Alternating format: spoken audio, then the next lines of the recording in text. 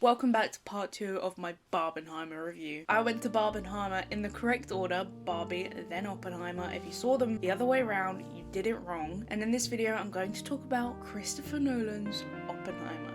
If you want to hear my thoughts on Barbie, go check out my other video. If you haven't seen Oppenheimer and you don't want it to be spoiled, do not watch this video. I'm also going to give a cheeky little story time about the time that I met Christopher Nolan. So maybe just wait until the end of the video to hear about that. This hand has shook Christopher Nolan's hand.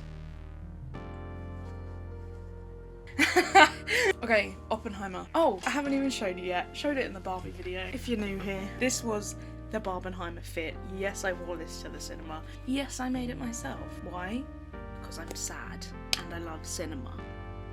Anyway, let's talk about Oppenheimer. Oh my god, what a film. What a film. Bro, I loved Oppenheimer. Talk about the good things first. It was such a beautiful cinematic experience. I'm so glad that I saw it in cinema, and I do plan on seeing it again in the cinema at some point. I would love to see it on film. Spoiler alert, didn't see it on film. Would have loved to, just didn't. It's definitely a film that warrants seeing in cinema. It was so well written and directed and shot and performed. I loved it. I honestly loved it. I love Christopher Nolan as it is. He's one of my favourite writer-directors. I look up to him a lot. His work inspires me. I said that to his face once.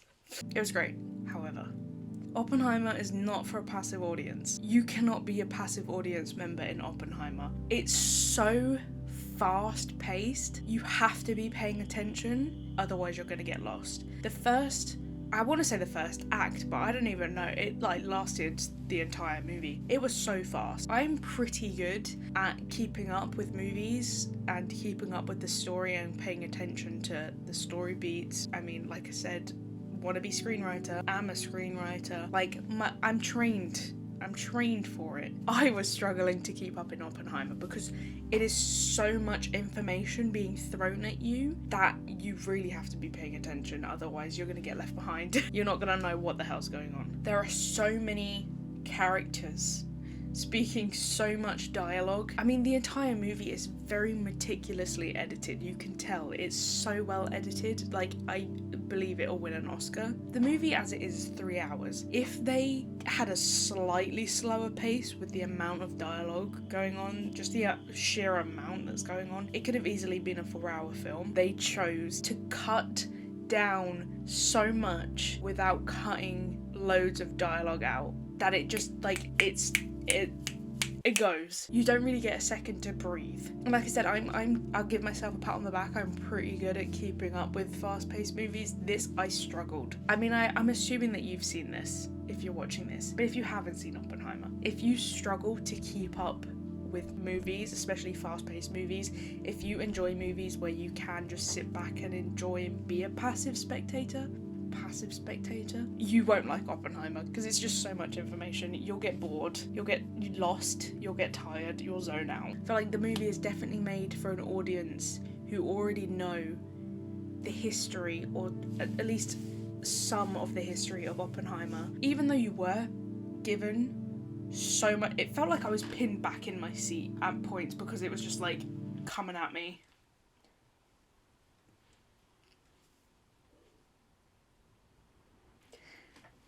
There was so much information coming at me that I felt like I didn't have a second to breathe. I didn't have a second to take in what was happening. But it also felt like there was a lot of key bits of information that either weren't really specified or that weren't emphasized enough for the audience who couldn't keep up. They don't really talk about what year it is. And I know Christopher Nolan's great at his different timelines and different perspectives, and that's very evident in Oppenheimer because you have the timeline that's in colour and the timeline that's in black and white. And right at the beginning that's kind of introduced where one says fission and one says fusion.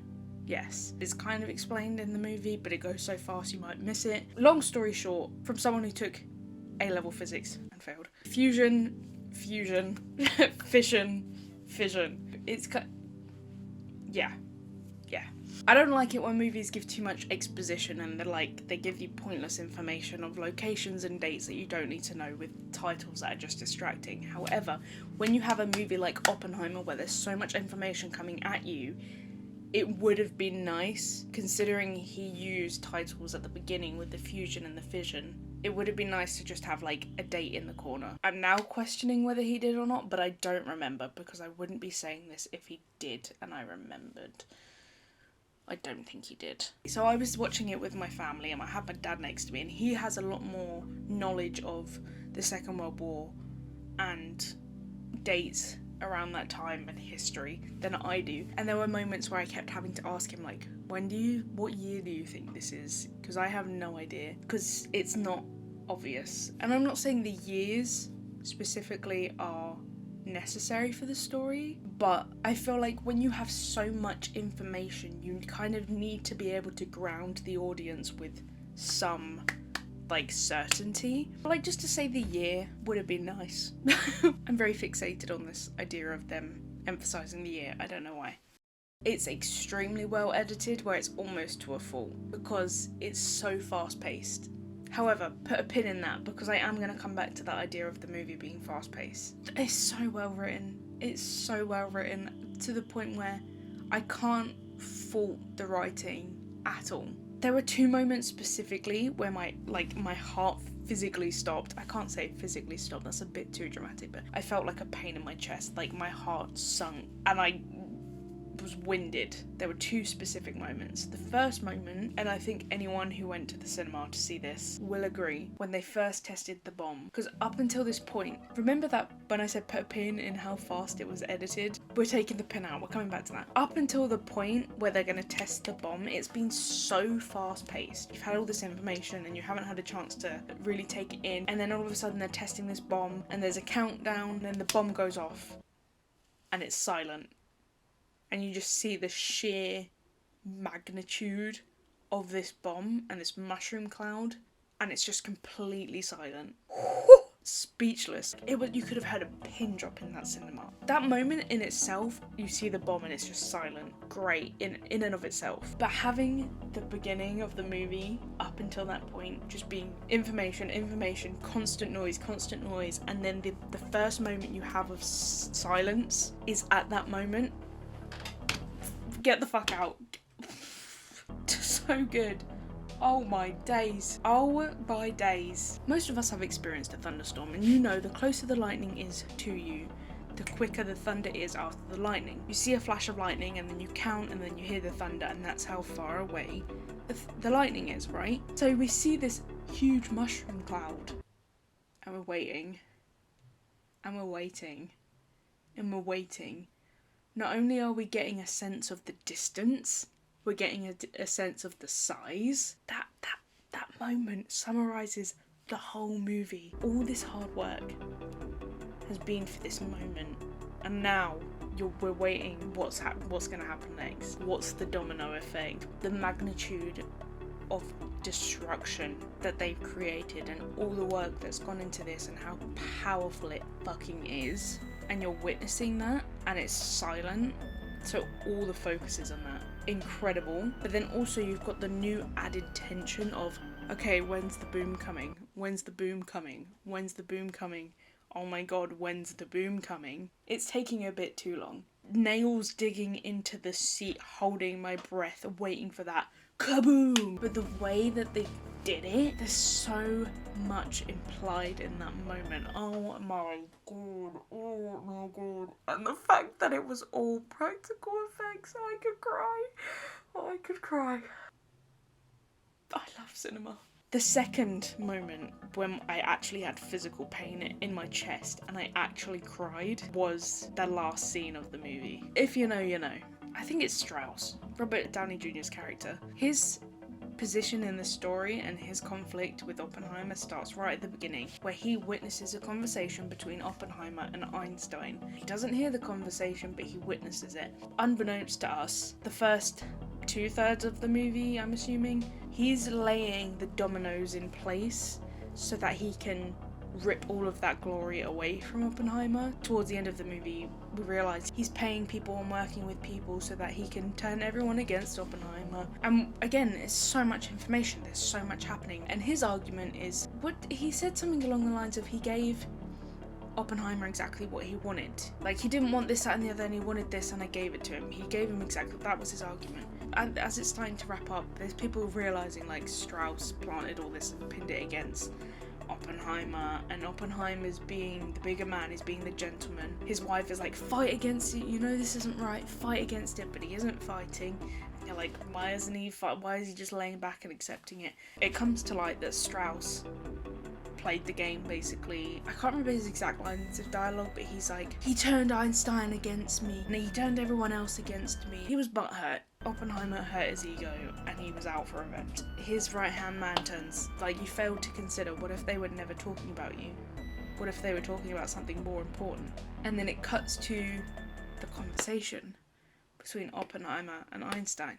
Such a fucking good final scene. Einstein's basically telling Oppenheimer, like, you'll do the job, you'll get it done, and then you'll face the repercussions of it. People will hate you for it. When it all blows over, they'll give you a medal and they'll shake your hand and they'll feed you salmon and potato salad. It'll be fine. And that, it perfectly explains Oppenheimer's attitude towards it all. So that's great. It's tied that knot up. And then Oppenheimer says, hey, remember when I showed you those calculations and you said this, that and the other about this chain reaction that's gonna, they're gonna start this chain reaction that's gonna destroy the world. And Oppenheimer goes, what if we've already started it? And as they're talking about this such poignant subject and delivering this message, we're seeing images of bombs being dropped and the atmosphere lighting on fire. The final two shots of the movie are an image of the globe engulfed in fire, basically, and Oppenheimer's eyes. And then it cuts to black. Oh my god, I was speechless. That got me, and I was sobbing. Because it really does make you think a lot. Every performance in this movie was spot on. Every actor fought. They put their best foot forward. They put their game face on. They weren't fucking around. You know how sometimes you watch a movie and you're just completely sucked out of the story because there's an actor who just cannot act. So you're more aware of the actor acting than you are of just the character. There wasn't a split second where I was questioning the performance of an actor in this movie. There were so many actors in this movie, so many great actors in this movie, where there was some surprise cameos and I was like, oh whoa, that's so and so, but I was immediately sucked back in because they were giving such a great performance. I immediately forgot it was the actor and saw the character. So, like, for example, Gary Oldman. Was not expecting him to be in this movie. Recognised him and I was like, is that Gary Oldman? And then I looked back at the screen and then I just forgot it was Gary Oldman because, like, oh, that's obviously the president. He was a president, couldn't tell you which one. Specifically, oh my god, Emily motherfucking Blunt. Wow, I was actually blown away with her performance. Her character as a whole, but specifically Emily Blunt's performance was phenomenal. And I don't use that word lightly. I loved her in this. The whole time, she's like, fight, why aren't you fighting? I'm so pissed off you. You men are being too gentlemen, like, you need to fucking fight for what's right, for what you believe in, for your integrity. When we see her on the chopping block, and we see her up against this man who built up to be this bigger, like, legal giant who no one is able to defeat. She's his match. She's able to be like, no, I'm not answering that question. I don't like your phrasing. Actually, this is da-da-da. So good. Like, the writing and her performance is so spot on. I love her character so much. And then later on in the movie, she's faced with Teller, and Oppenheimer and Teller shake hands. And he goes to shake Emily Blunt's hand and she refuses. And at that moment, the music just turns and it's like, oh, you feel it. That's a cinematic moment right there. Those final moments in the film during Einstein and Oppenheimer's conversation, that is cinema. Because everything's leading to that moment and it's tying things up and explaining. Fucking hell, it's so good. Yeah, and those last lines of dialogue and the imagery, oh, So good. Anyway, out of everything, if there was one thing I was craving but I didn't get, and I was fully expecting it and it just never happened. After we see, like, the bomb go off and the destruction, and we see it and we feel it and we experience that moment, and then the bombs are packed away and you see them drive off into the distance, and then Oppenheimer is asking Matt Damon's character, can I come to Washington with you? And he's like, why? Well, can you at least keep me updated? Yeah, as much as I can. The following shots are Oppenheimer waiting by the phone, waiting by the radio, waiting for some information. And then we get it, we get the information that the bomb's been dropped and it's been successful and it's killed all these people. And people are celebrating, and then Oppenheimer's feeling that guilt is very well done. I enjoyed it. However, one thing I would have loved, after we see the bombs go off into the distance, and Oppenheimer's asked Matt Damon's character, like, keep me updated. Cut to Hiroshima. Cut to a random street in Hiroshima, a random house, a random neighborhood. I want to see a young family. I want to see a young kid specifically, a little girl. I want to hear her laughing. I want to see the smile on her face. I want to see this innocence in her eyes, right? And I either want to see the girl suddenly lose her smile and we see a glow in her eyes, cut to the next scene, or I want to see the little girl running towards her mum. As she's looking down at her child, she's smiling, she's got her arms open. Right at the last second, she looks up. We see a glow in her eyes. She looks up, her smile falls.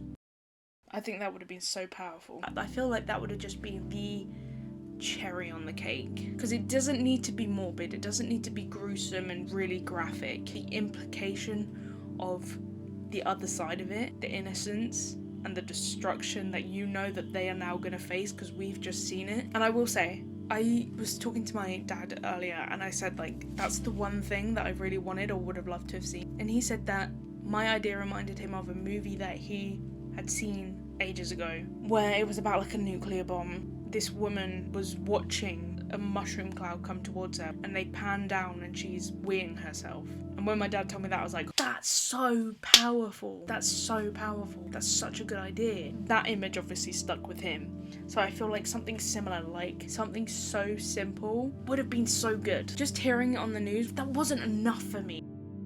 Like, I wanted to see it, not in like a really, I want to see the destruction and I'm craving the gruesome details. It wasn't like that. There's a very powerful message behind this movie, and it's like 99.9% there. The extra 0.01% would have come from, I want to see the absolute innocence on the absolute far other end of the spectrum dealing with the consequences. To be like, yeah, fuck you, this is the blood that's on your hands. Feel bad for yourself all you want, but her blood is on your hands and thousands of others. Whether you want to then point the finger at Oppenheimer or whoever else, that's on you and your opinions and your take from the movie. But I wanted that moment so badly. I kind of get why he didn't do it. Kind of alluded to it when Oppenheimer was having his like hallucinations and he steps forward and his foot goes through like this charred human carcass. Even that wasn't enough for me. Like, I get why he did that because it's kind of almost there, but it wasn't enough for me. If you're gonna do it,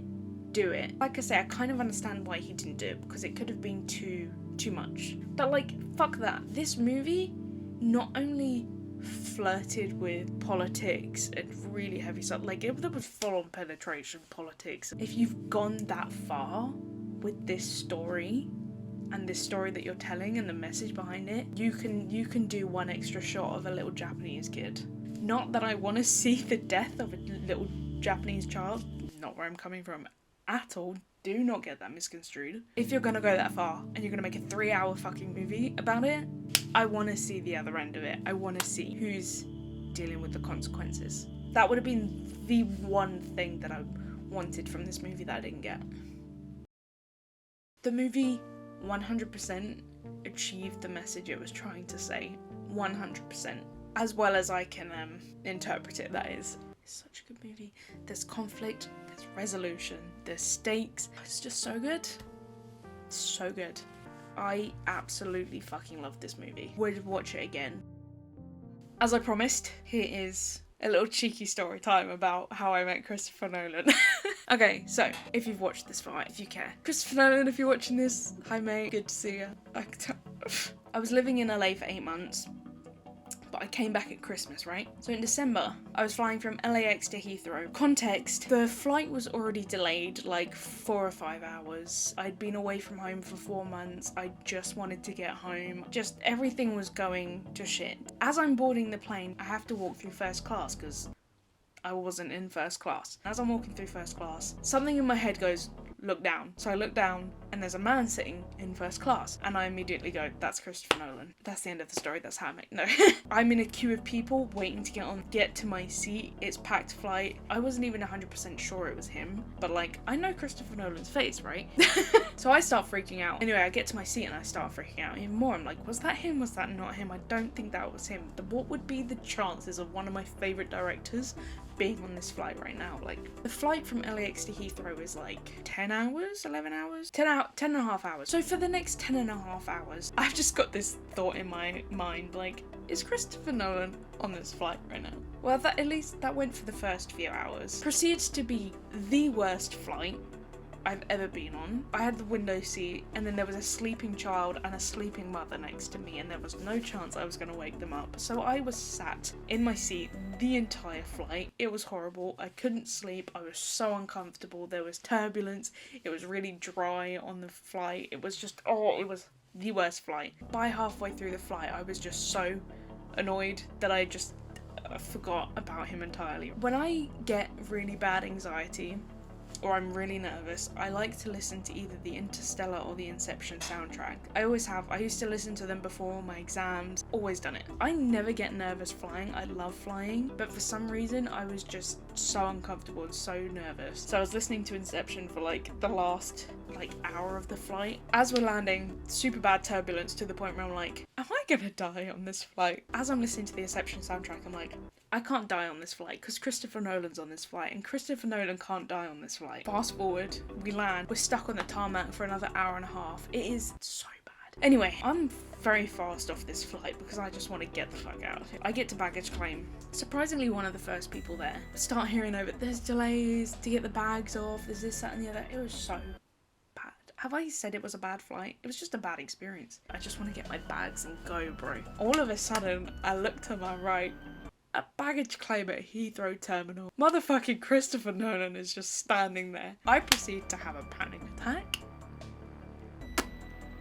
I was just amazed that he was just standing there and no one else noticed because I'm like, that's Christopher Nolan, bro. Like, guys, am I like that's... But I feel like the only reason that I really know his face is because I'm a fan of his. So I was like, I can't miss this opportunity. I cannot miss this opportunity. Like, I have to go talk to him, but I can't go talk to him at the moment because I can't breathe right now. So I'm like trying to talk myself down from a panic attack.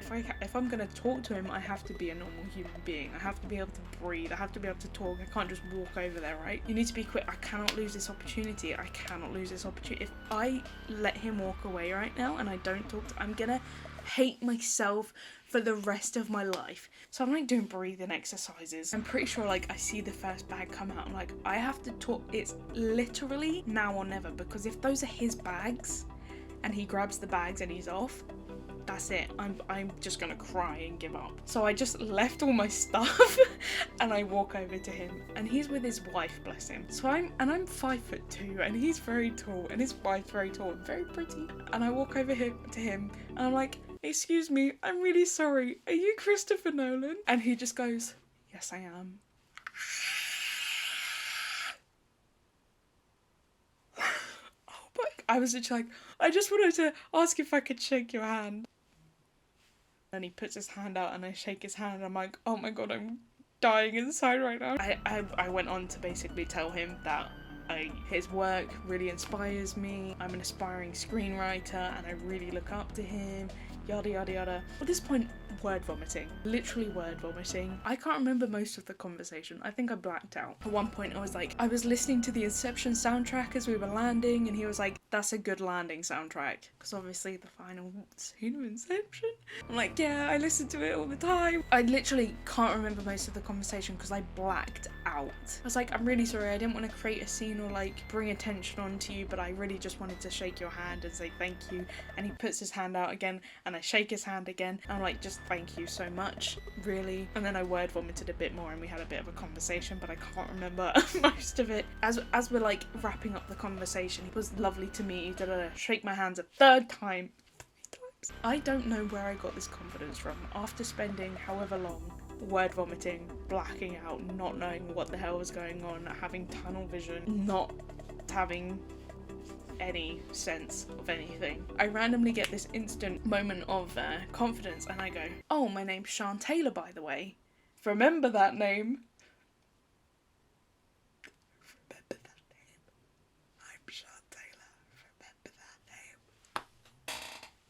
Where the fuck did I get the confidence? Where did I get the audacity to go, my name's Sian Taylor, remember that name? But then why the fuck did he go, Sian Taylor, I'll remember that name.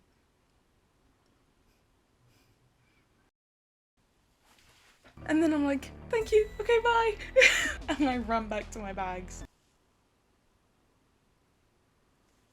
I'm not a picture person. It's not a me thing, so it never crossed my mind to ask him for a picture. It was like, I never really considered it. So as I got back to my bags, I was just like, I have no way to prove this happened to anybody. No one's gonna believe me. What the fuck just happened? Not only that, I just got off the worst flight of my life. I'm wearing my hood up, I'm wearing my mask up, and my glasses on. This man has no idea what I look like. So I'm just like this 5'2", covered head to toe, all he can see are my eyeballs. He has no idea what I look like, so I really hope he remembers my name. He said he'll remember my name, so I'm gonna hold him to that. We're besties now, obviously. At Heathrow baggage claim of all places. Like, what? It depends on your outlook on life and whether you think that coincidences happen or whether you believe that everything happens for a reason. But I believe that moment happened for a reason. The one thing I really, really do regret, though, is not asking him about Oppenheimer when I had the chance. Christopher Nolan, if by any chance you're watching this, hi, my name's Sian Taylor. I met you at Heathrow baggage claim. It was lovely meeting you. So yeah, that's my review on Oppenheimer. I think it's an amazing film. I feel like everyone should see it. Thank you for watching. If you want to go check out part 1 of my Barbenheimer review where I talk about Barbie, go check that out. Subscribe, maybe? I don't know. Go watch Barbie. Go watch Oppenheimer. In that order. Have a good time. Enjoy cinema.